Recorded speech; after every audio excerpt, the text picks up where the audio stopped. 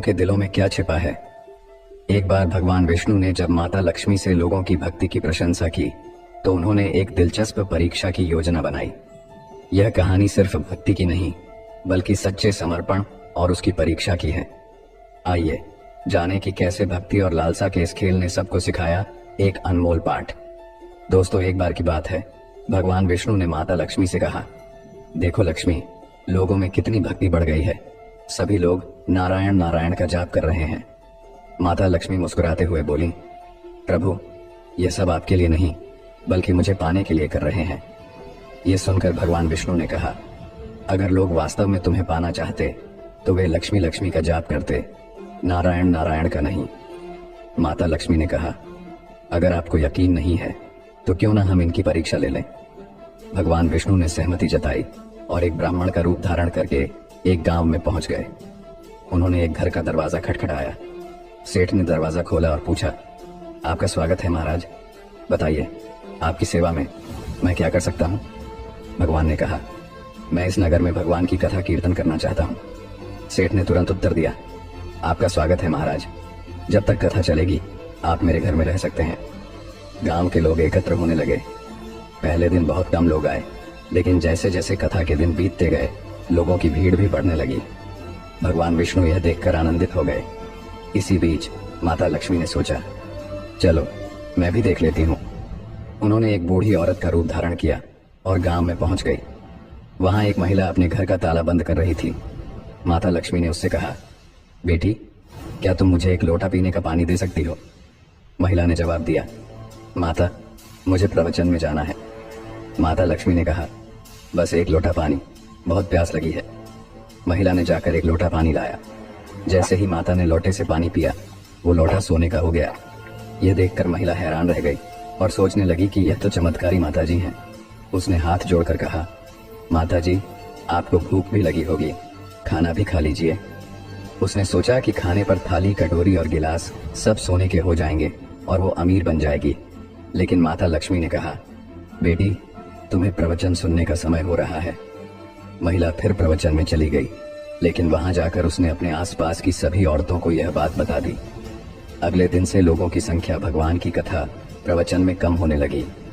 भगवान विष्णु ने पूछा, लोगों की संख्या कम क्यों हो रही है। किसी ने बताया कि एक चमत्कारी माता जी आई हैं, जो जिस बर्तन को छूती हैं वो बर्तन सोने का हो जाता है। भगवान विष्णु ने समझ लिया कि माता लक्ष्मी का आगमन हो चुका है।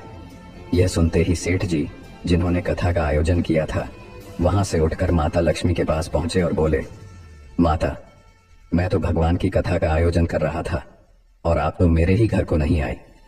माता लक्ष्मी ने मुस्कुराते हुए कहा, मैं तुम्हारे घर तो आने वाली थी, लेकिन आपने जिस कथा कहने वाले बाबा को ठहराया है, आप उन्हें यहां से जाने को कहेंगे तभी मैं आ सकती हूँ। सेठ जी ने कहा, कोई बात नहीं, मैं अभी उनकी व्यवस्था धर्मशाला में करवा देता हूँ। जैसे ही भगवान कथा खत्म करके सेठ जी के घर आए, सेठ जी ने कहा, महाराज, अपना बिस्तर बांध लीजिए, मैंने आपकी सारी व्यवस्था धर्मशाला में कर दी है। भगवान विष्णु ने कहा, अभी तो कथा के कुछ दिन बचे हैं, यहीं रहने दीजिए। सेठ जी ने जोर देकर कहा, नहीं नहीं, आप यहाँ से तुरंत जाइए, मुझे यहाँ अपने किसी अन्य मेहमान को ठहराना है। इतने में माता लक्ष्मी आई और सेठ जी से बोली, आप थोड़ी देर बाहर जाइए, मैं इनसे बात कर लूंगी। माता लक्ष्मी ने भगवान विष्णु से कहा, प्रभु, अब तो आप मान गए होंगे। भगवान विष्णु ने कहा, हाँ लक्ष्मी, तुम्हारा प्रभाव तो है, लेकिन एक बात तुम्हें मेरी भी सुननी पड़ेगी। तुम तब यहाँ आई जब मैं संत के रूप में उपस्थित हुआ, इसलिए जहाँ संत कथा करेंगे वहाँ लक्ष्मी का निवास जरूर होगा। यह कहकर भगवान ने वैकुंठ के लिए विदाई ली। भगवान के जाने के बाद सेठ जी के घर सभी गांव वालों की भीड़ लग गई। सभी चाहते थे कि माता जी सबके घर बारी बारी से आएं। माता लक्ष्मी ने सेठ और बाकी गांव वालों से कहा, अब मैं भी यहाँ से जा रही हूँ। सभी चकित रह गए। माता ने कहा, मैं वही निवास करती हूँ जहाँ भगवान नारायण का वास होता है। आपने उन्हें यहाँ से निकाल दिया, फिर मैं यहाँ कैसे रह सकती हूँ। यह कहकर माता भी वहां से चली गई। दोस्तों, यह कहानी हमें सिखाती है कि जहाँ प्रभु का वास होता है वहाँ लक्ष्मी भी निवास करती हैं। जो लोग केवल माता लक्ष्मी के पीछे भागते हैं उन्हें कुछ हासिल नहीं होता। जिस घर में माता लक्ष्मी अकेली जाती है वहां वह अपनी सवारी उल्लू पर जाती है, जो दुर्बुद्धि का प्रतीक होता है। लेकिन जब वह अपने पतिदेव नारायण जी के साथ जाती है तो वह गरुड़ पर सवार होकर उस जगह जाती है, और गरुड़ बुद्धिमत्ता और ज्ञान का प्रतीक है। इसलिए हमें हमेशा यह समझना चाहिए कि किसी भी वस्तु या व्यक्ति के पीछे दौड़ने से बेहतर है सच्चे मन से अपनी भक्ति और कर्तव्यों को निभाना।